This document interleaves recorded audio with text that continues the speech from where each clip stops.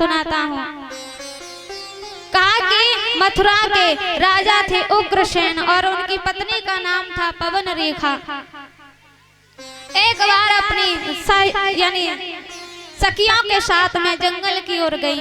वहां पर एक द्रुमिल नाम का दैत्य आया, उनकी परछाई पड़ी उनके पास, उनके ऊपर उसकी परछाई पड़ी। समय आने पर उसके गर्भ से एक पुत्र हुआ।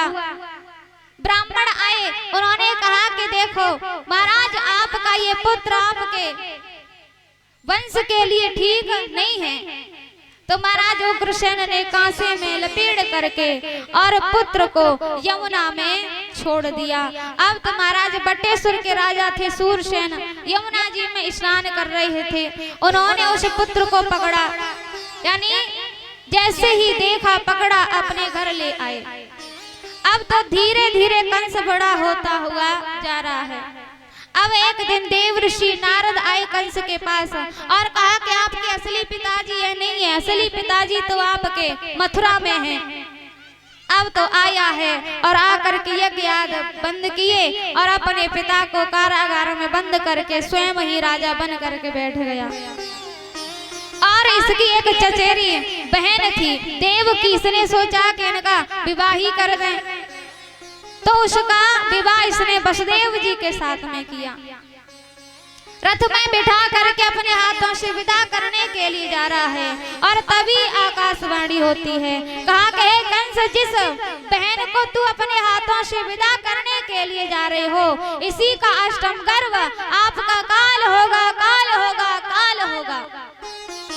कंस ने सुना और सुन करके तलवार निकाली और मारने को हुआ। वसुदेव जी ने रोका, कहा कि महाराज ये आप क्या करते हो। अब तो वसुदेव जी ने कहा कि देखो महाराज, आपको भय किससे, देवकी से या देवकी के पुत्र से? बोले पुत्र से। वसुदेव जी ने कहा कि जितने भी पुत्र होंगे एक एक करके आपको देता जाऊंगा।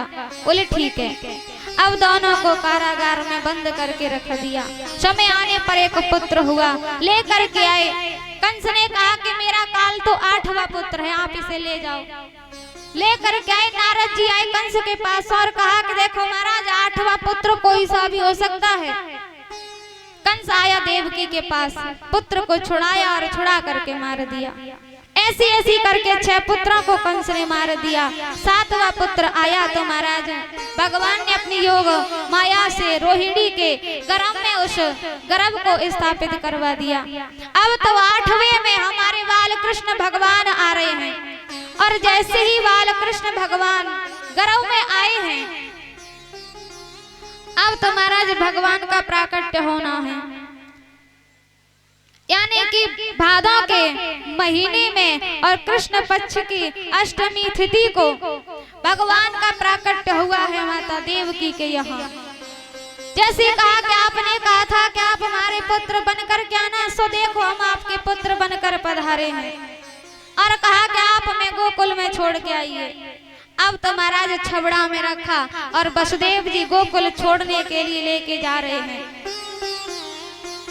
रात्रि है महाराज, भगवान का प्राकट्य ठीक रात्रि के 12 बजे हुआ है।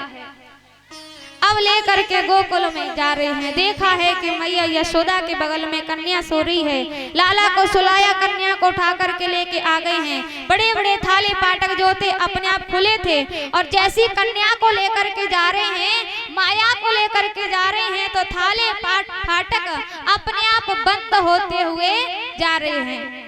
और जैसी गई महाराज, कन्या ने जोर से रोना चालू किया। रोने की आवाज कंस ने सुनी। कंस आया और लेकर के मारने को हुआ। कंस के हाथों से छूट करके और आकाश में दुर्गा का रूप धारण करके उस यानी कन्या ने कहा कि हे कंस, अरे तू मुझे क्या मारेगा? तुझे मारने वाला तो 84 कोस के ब्रजमंडल में पैदा हो चुका है। अब आइए हम सब चलते हैं गोकुल की ओर। गोकुल में नंद बाबा की बहन का नाम था सुनंदा और ये पहले से ही आ गई थी। इन्होंने देखा कि भाभी के पास में एक झीनी सी चादर ओढ़ करके लाला सो रहा है। भगवान से प्रार्थना कर रही हैं, हे भगवान, लाली ना हो, लाला हो, लाली ना हो, लाला हो।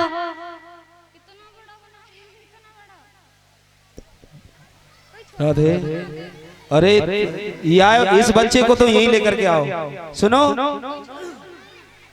अरे भैया इस बच्चे को डायरेक्ट यहीं ले आना, ये बच्चा छोटा है, इस बच्चे को ले लो।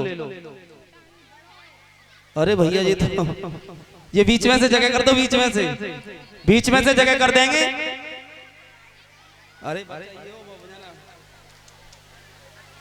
बीच में से जगह कर दो, बीच में से जगह। ये देखो बच्चों को, ये बच्चों को कहाँ है भैया, इन बच्चों को सबको उठाओ यहाँ से।